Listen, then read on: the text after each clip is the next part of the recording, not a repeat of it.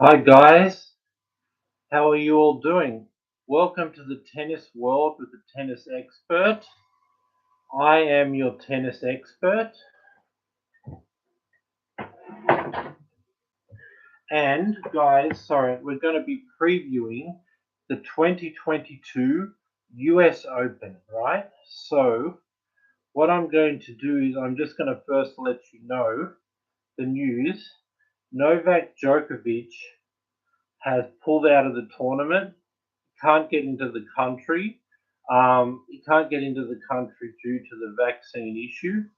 So yeah, Djokovic is out, and but we're going to have a good tournament despite that, I would say. Um, but yeah, he couldn't get into the country. The draw was about to come up, and Djokovic has decided that he will not be playing because he can't get into the country due to the fact that he won't have a vaccine. So that's just the Novak Djokovic news I have for you today. So now let's go into the draw and let's preview this tournament. But yeah, again, I really want to welcome you to Tennis World with the Tennis Expert. I'm your tennis expert, and I'll be previewing the 2022 US Open for you right now. And just to let you know, I also preview the quarterfinals of the US Open when it's confirmed who will be playing. I'll give you updated information based on how the guys are playing. Then, right before the semi-finals, I'm going to preview that for you, updated information, right? And then right before the final, again, I'll preview that for you with the confirmed updated information. But you're going to have to subscribe to get access to all of this. So just letting you know, but for now we're going to preview the US Open from the whole tournament for this specific video. I hope you guys are all having a great day wherever you are in the world. So let's look at Medvedev's part of the draw. He's got Kozlov in the first round. I think he'll win that in straight sets. Then you'll have Hayes or Rinderknech. Not even sure if I'm pronouncing the name. Never heard of them.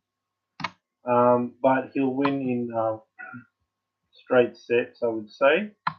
Then sort of you get into the third round is when you play the seeds. You've got Bashashvili. I think Bashashvili will be too inconsistent. He'll go for too much. He'll make too many errors, and I just think that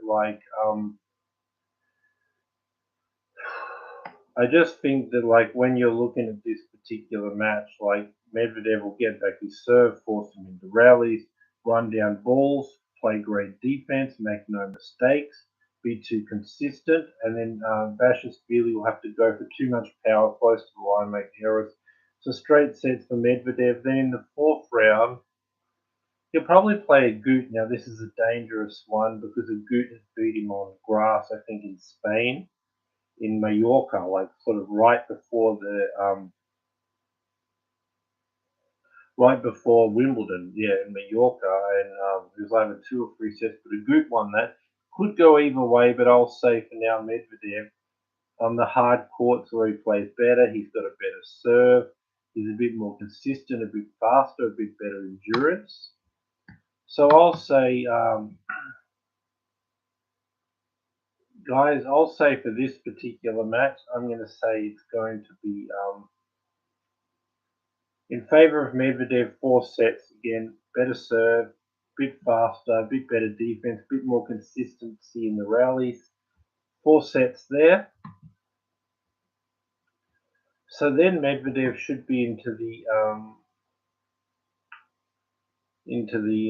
quarterfinals. So who would he play there? Probably Aliassime. It could go either way. Aliassime's a bit up and down. They played in the Australian Open, 5 sets. Medvedev won. Aliassime is sort of playing at his very best level, but I'm going to say, guys, that this particular match would be 4 sets in favour of Medvedev.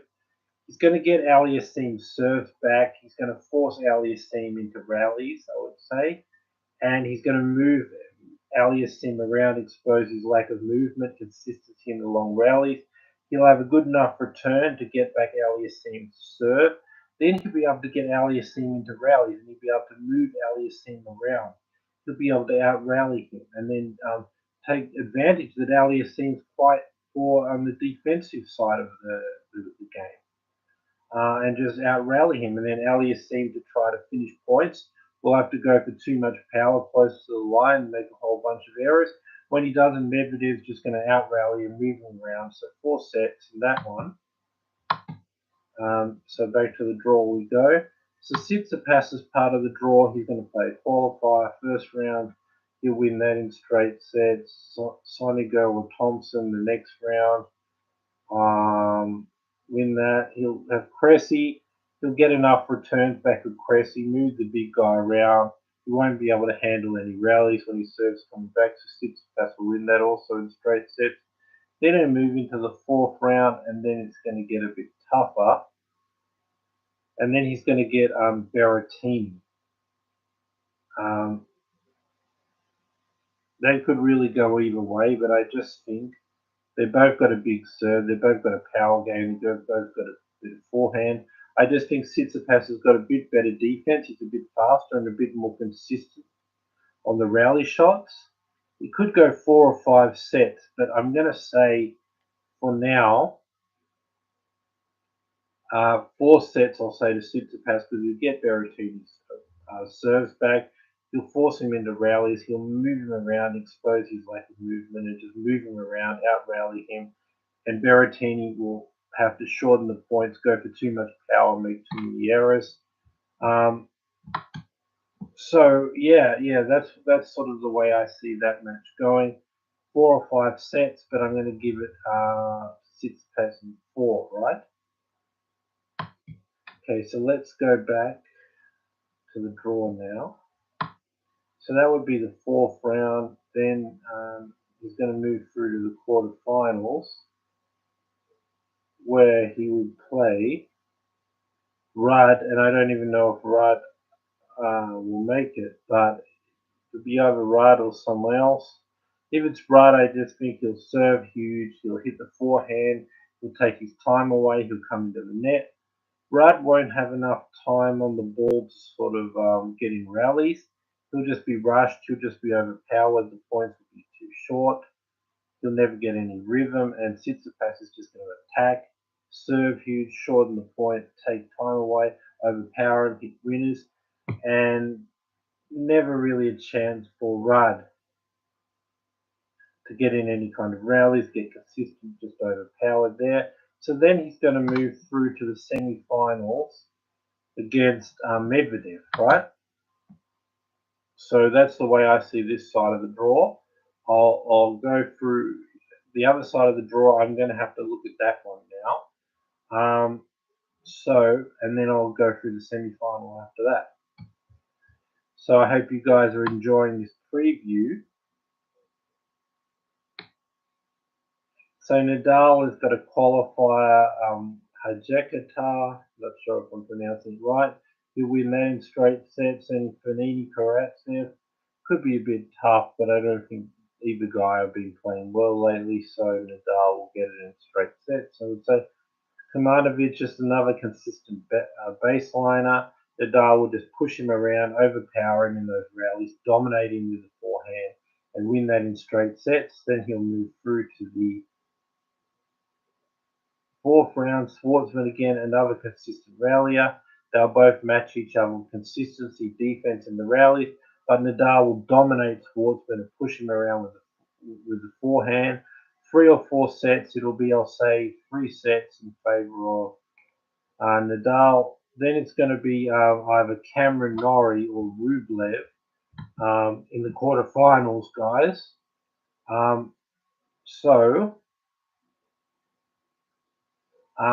Let me just let you know what I'm sort of thinking about this particular match, right? I think if it's Cameron Norrie, he'll just overpower him again. Cameron Norrie is consistent, plays great defense, good rallier. Nadal also great defense, fast, running down balls, both make no mistakes. But Nadal just has more power on the forehand. He'll push Norrie around. He's going to overpower Norrie and just stand in the middle. So it'll be Nadal standing in the middle in the rally, pushing Norrie around in those rallies, overpowering Norrie with his forehand, and Norrie will be always on the back foot on defense, running around. Nadal will keep hitting one more forehand until he finishes it. When it's Rublev, Rublev can match him with power, but and sometimes if he's patient, he could match him with consistency in the rallies.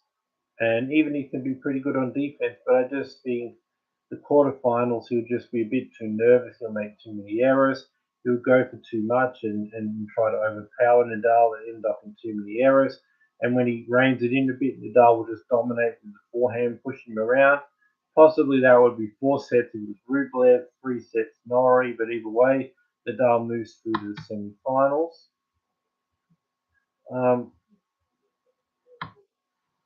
So let's look at Alcaraz's part of the draw. So Alcaraz is going to play Baez in the first round. He's going to win that. Griekspoor in the second, straight sets again. Coric, I mean, it could go either way. The way Alcaraz is playing lately, I'll give it to Coric in 5 sets, actually. 5 sets to Coric.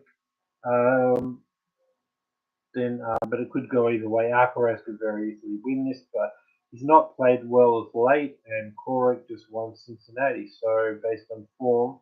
But Alcaraz could very well win it, but I'm giving it to Coric in 5. He'll just be too consistent, great defense, serve too well, and his rally shot will go through the court well, and Alcaraz won't have time to set up in the forehand. He'll be a bit rushed. He'll feel a bit overpowered. He won't be able to generate power on his own because he won't have time to set up on the forehand because Coric is going to hit the ball quite hard, quite deep, get it through the court on his rally shot, and really taking the time away of Alcaraz. He won't have time to set up, and he'll make too many errors, and he'll be pushed around, and he won't have time to generate power off the forehand because Coric's shot is going to get through the court too fast, and he's just not going to have the time to set up on the forehand, generate his own power. He'll be pushed around there, so Coric will go through to the 4th round. Then in the 4th round, what we're going to have is we're going to have Cilic against Coric. I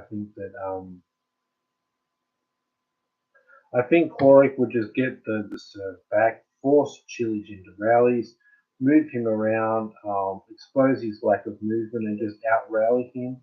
And when Cilic doesn't want to be out rallied, he's going to go for too much and make errors. 3 or 4 sets, I'll say 3 sets to Coric. Bonnet Coric, is it? I'm not really sure how to pronounce his name. But anyway, so he'll move through to the quarterfinals now.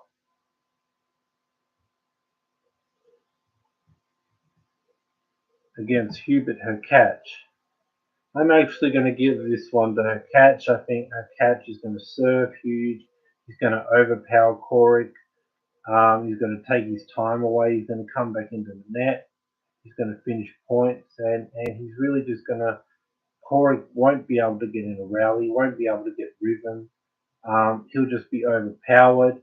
The points will be getting too short, and Hurkacz is going to overpower him with the serve and the rally shots and just go for it and shorten the points and overpower Coric. Coric never gets rhythm, never gets in a rally. The points are over too fast, and he's just rushed and overpowered there. But 5 sets, it'll be pretty close. So now we're left with the Hurkacz Nadal semi-final and a Medvedev Tsitsipas semi-final. Right, guys? Hope you guys are really enjoying this video. So, what I'm going to just say now about these semi-finals, I just think that like Tsitsipas was able to serve huge, overpower Medvedev and rush him, and take a really attacking, really high risk game, serve, attacking, overpowering Medvedev, taking his time away, not letting him into the rallies, coming to the net and finishing points. That's what Tsitsipas really did here in this match in Cincinnati, when Tsitsipas beat Medvedev. Medvedev usually wins on a hard court, right? But I think this slower court at the US Open, Medvedev will be able to get more of Tsitsipas' serves back, get more of them back deep, force Tsitsipas into more rallies, and just move Tsitsipas around, out rally him in these long rallies. And when Tsitsipas tries to go for a lot of power in the rallies to try to shorten them, to try to overpower Medvedev, the court's slow, so Medvedev will have extra time to get the ball, to run these balls down, get them back, and then get him into a rally and then move him around. And if Tsitsipas doesn't want that in the rally, he's going to have to go for too much power, too close to the line to make errors. Because on a very slow hard court, it's going to be hard to get the ball through this slow court and through Medvedev's defense. So Tsitsipas will have to go for so much power, so close to the line, make errors. When he doesn't do that, he's not getting past Medvedev's defense. Medvedev's again moving.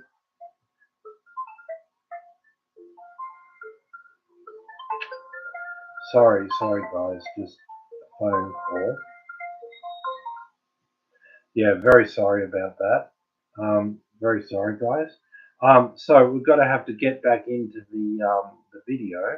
And what I was saying was, either Medvedev is going to have to is going to be in a position where like Tsitsipas is trying to attack, shorten the points, take time away, get past his defense, and he's either going to have to he's going to be in a position where to get past Medvedev's defense, he's going to have to go for too much power, too close to the line, and make a whole bunch of errors, right?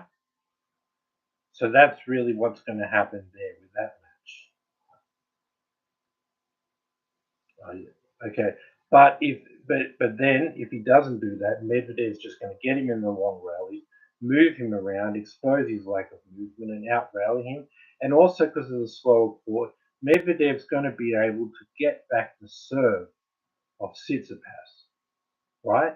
And force him into all these long rallies. And again, he's now stuck with a long rally. He's stuck with Medvedev out rallying him. And then when he wants to play this game, I'm going to attack, shorten points. It's going to be very hard to get past Medvedev's defense. And if he wants to do it, he's going to have to go for so much power, so close to the line, make a whole bunch of errors. He won't be able to keep that up in best of five.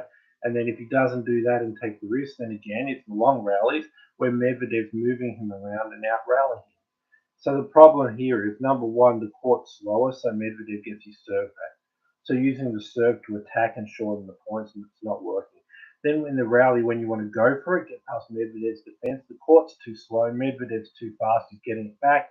So you end up going for too much power, close to the line, making errors, or not doing and just getting the long rallies, being out rallied by Medvedev. So to have this really fast court to attack, serve huge and overpower Medvedev, he's not going to get that. He's either going to be out rallied or have to go for too much power close to the line and make errors, or be out rallied by Medvedev, and Medvedev will get his serve back, forcing him into rallies on his own serve. So I'm going to say 4 or 5 sets, but I'll say 4 sets for Medvedev. He'll move through to the final. The other one will be Hubert Hurkacz versus Rafael Nadal. I just think Rafael Nadal will be will be playing very well by this time, the semi-finals.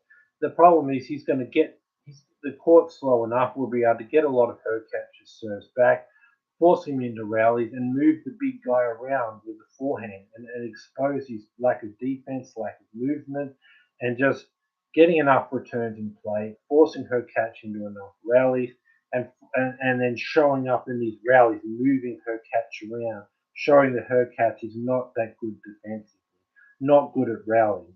And then when Hurkacz doesn't want to be pushed around in the rallies and exposed for having lack of defense and movement, he goes for too much power close to the line to try to get past this slow court and get past Nadal's defense. But in doing that, he makes errors when he doesn't want that. Again, then Nadal's bossing him around with the forehand, exposing his lack of movement and out rallying him. Nadal's able to get enough back of his serves to force him into all these long rallies, to out rally him and break him. On Nadal's serve, he's just serving first. He's just getting 3 points. He's doing 1-2 punches with the forehand. He's starting rally his head and again move with the serve and then moving her catch around and out rallying him and making the most of his lack of movement. It could be 3 or 4 sets, but I'll say 3 sets for Nadal. So then we're left with Rafael Nadal, Daniel Medvedev, US Open final, right? What I think here in this video, in this final, like I just think the head-to-head is 6-1 to Nadal, right? The only time Medvedev beat him was on an indoor court where Nadal doesn't play well. This year it's 2-0. Nadal beat him at the Australian Open in 5 sets and in the Mexican Open in straight sets, right? I just think in this sort of situation, you saw in the Mexican Open when the court was a slower hard court, Medvedev had nowhere to go. He couldn't get the ball through the court, and Nadal just moved him around, bossed him around with a forehand, and overpowered him, right? So that's what you really saw in that sort of a situation. And then when Medvedev was sick of being bossed around with Nadal's forehand, and Nadal just stands in the middle, hits forehand, overpowers Medvedev and moves him around. When Medvedev's sick of that, he suddenly says, "I'm not going to rally. I'm just going to hit the ball as hard as I can close to the line and make errors." But that's not his game. He can't do that. And then when he goes back to rallying again, it's Nadal bossing him around. The Australian Open, he was a lot more closer because the court was faster. So he was getting more 3 points off the serve, more short balls off the serve, was able to get the ball through the court to bother Nadal a bit more. He was able to finish points and hit winners more and rush Nadal where he didn't have that much time to set up on the forehand, right? This court is a bit faster than Mexico, but slower than the Australian Open. So I'm going to say compared to the Australian Open, Medvedev will have trouble getting the ball through the court. He'll have trouble finishing points and rushing Nadal because the court's going to be slower. So Nadal's going to get more balls back from the Medvedev serve than he did at the Australian Open, get him into more rallies. Medvedev will have more trouble hitting the ball through Nadal's defense, finishing points, and all of that. While Nadal will actually have more time to set up on his forehand, and once he has time to set up on the forehand, then he starts to hit 1, 2, 3 forehands in a row, and eventually each time the ball's shorter, and then he's able to end the point and get the ball through the court. Doesn't matter how slow the court is, how great the defender, even Djokovic on clay, if he hits 2, 3 forehands in a row, he can do it. He can finish points. And the court will be slow enough where Nadal will have time to set up, will hit 2, 3, 4, 5 forehands, and we'll be able to have that huge forehand, whether it's 2, 3, or 4 forehands in a row, to generate power, to finish the point, to get through Medvedev's defense. But Medvedev will have trouble getting the ball through this court and through Nadal's defense. And a lot of that will lead to Medvedev being bossed around and pushed around with a forehand. You see when Nadal plays typical Spanish clay quarters who are good at consistency, defense, rallying, and they don't miss. Nadal's just able to be, I'm just as consistent, just as good defense, but I've got this huge forehand. I'm going to overpower you and boss you around, right? Even Djokovic, who's a good rallier, but on clay where he doesn't have that power to finish points and to sort of get through the court, then what happens is Nadal is just bossing him around with a forehand, overpowering him, standing in the middle. Djokovic is always running, and they're both matching each other with consistency in defense, but Nadal has more power with a forehand. So he's pushing Djokovic around. And then when Djokovic doesn't want to be pushed around, he's got to say, I don't want to rally. I'm just going for as much power as I can, close to the line, make errors. So he's either being pushed around in the rallies, overpowered, or say he doesn't want to be pushed around. He won't rally. He's going for a lot of power close to the line and making a whole bunch of errors, right? But on a hard court, Djokovic can get the ball through the court more, where he can get past Nadal's defense. He can rush Nadal where he doesn't have time to set up on the forehand. The problem is Medvedev's power is a bit less than Djokovic on the rally shots. So on a slow hard court like this, he's got the same problem Djokovic has on clay. He can't really get the ball through the court. He can't finish the points, and It's very hard with the combination of a slower court, hard court, and then Nadal's great defense for him to get the ball through the court and finish points. Whereas Nadal on these slower courts will have time to set up, time to hit forehands, and then he can generate enough pace to get the ball through any court against any defender, no matter how fast they are. You need to get the ball through the court and you need to rush Nadal. And I just don't think Medvedev has enough power to do that on this court. So he won't be able to finish his points, but Nadal will now have time to set up on the forehand, hit 2 free forehands in a row, and Nadal will be able to finish the point and overpower him. Then there's the other issue about when Medvedev goes to Nadal's backhand, he hits a really good chip. He can also hit drop shots. And then now these low balls without pace, Medvedev doesn't have enough. He's now in at the net. He's taken away from being in the back of the court and rally. He doesn't have enough power to finish the point from there and get it through the court. So because of that, now Nadal has a great shot at a passing shot, or Nadal can at least hit a good enough passing shot to make Medvedev stretch out, get down to his feet, hit a tough volley, and Medvedev's not that good. So Nadal will expose the fact that Medvedev is a poor volleyer by chipping these balls, bring him into the net. Medvedev doesn't have enough time to finish the point, and then now Nadal, because he's not got a lot of power to get through the court on these low, slow balls, he can't generate enough power. Now Nadal has a good look at a passing shot, or at least forcing Medvedev to hit a volley, and then the rest of the time Medvedev's just being a good, consistent baseliner and then not getting it through the court, and Nadal's having time to set up. So Nadal's just standing in the middle, pushing him around, overpowering Medvedev. And then when Medvedev is sick of being overpowered and Nadal just standing in the middle, hammering the forehand, pushing him right to left, overpowering him in the rallies, they're matching each other on defense consistency, but Nadal's got more power with the forehand, so he's bossing Medvedev around. When Medvedev doesn't want that, he's got to say, I refuse to rally, I'm just going for it. I'm going to hit the ball close to the line, hit a winner right away. Then he's making a whole bunch of errors. So either way, he's facing a problem. It will be quite a bit harder than the Australian Open for him. Number one, Nadal's not coming back with 6 months out of the game. Number two, the court is slow, which is bad for Medvedev against anyone because he doesn't have enough power to sort of get through these slow courts. And it's better for Nadal. He has time to set up on his forehand. And once he can do that, he can generate power to get through any court and any defender. Now, some people might say, well, Medvedev won this US Open last year. He didn't seem to have a problem with the court speed then. Let me explain why that's different. He didn't play anyone that was that good before the final, right?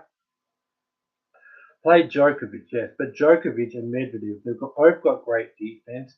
They both don't make any mistakes. They both got a great return to serve. So what does that mean if both guys are mirroring each other and both doing that exact same thing, right? It means, and neither have like a huge necessarily forehand like Nadal. It means both guys are going to have trouble finishing the point because they don't have that huge big shot. Both guys are going to have great defense, so they're going to ask the other guy to have the big shot, which they don't have. And both guys are not going to make any mistakes, so there's not going to be any free points. No free points.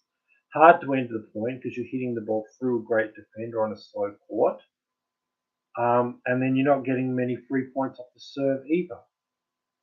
So that means that they're just mirroring each other, not getting mistakes, hard to end points through the slow court against a great defender for both of them. And then they don't have a huge forehand like Nadal. So then the points are just going to go forever, forever, forever. And then what's going to happen then? Well, Djokovic didn't want to play 5 hours of grinding rallies. He's 35, Medvedev's 25. He had a huge advantage, so he didn't want to do that. So now, because of that, and he also played a lot of long matches. He played Zverev in 5 sets. So now the onus was on Djokovic to hit the ball fast through the court, shorten the points, and end points. Well, now he's the one asked to get through this slow court and get through Medvedev's great defense. So that's what he's asked to do, right?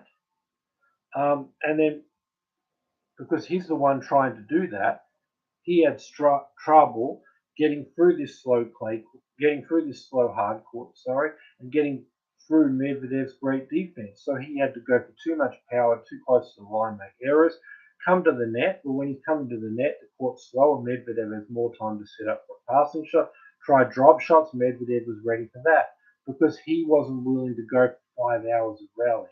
So he needed to finish the point.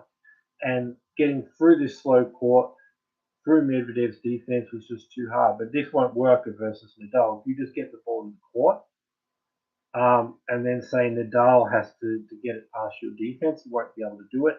Now Nadal has all this time to set up. He's got this huge shot of forehand, and he keeps hitting one more forehand to the end of the point.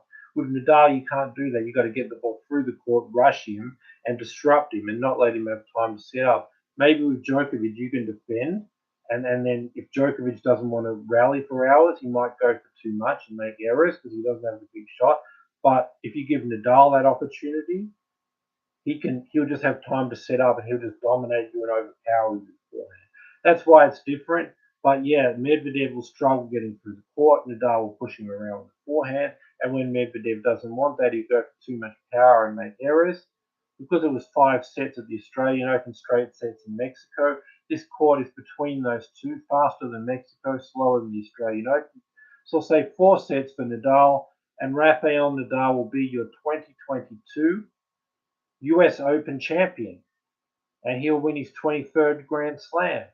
That's my video for today. Subscribe, bell notification, thumbs up, and remember, I'll be back. I'll be previewing the US Open quarterfinal, the US Open semi-final, the US Open final. I believe the quarterfinals are sort of 10 days from now, Tuesday, Wednesday, so sort of 10 days from now on a Tuesday, I'll have my quarterfinal preview, but I'll be giving you updated information based on who's actually there, how they're playing, and I can preview the quarterfinals much better. Do the same for semi-finals and finals, so subscribe, bell notification, thumbs up, have a great day or night, and be back here for my next video, and please subscribe, guys. Thanks for watching, guys. Thanks for watching. See you guys 10 days on a Tuesday for my quarterfinal preview of the US Open. Bye for now, and Nadal will be your 2022 US Open champion. See you guys in 10 days. Bye for now.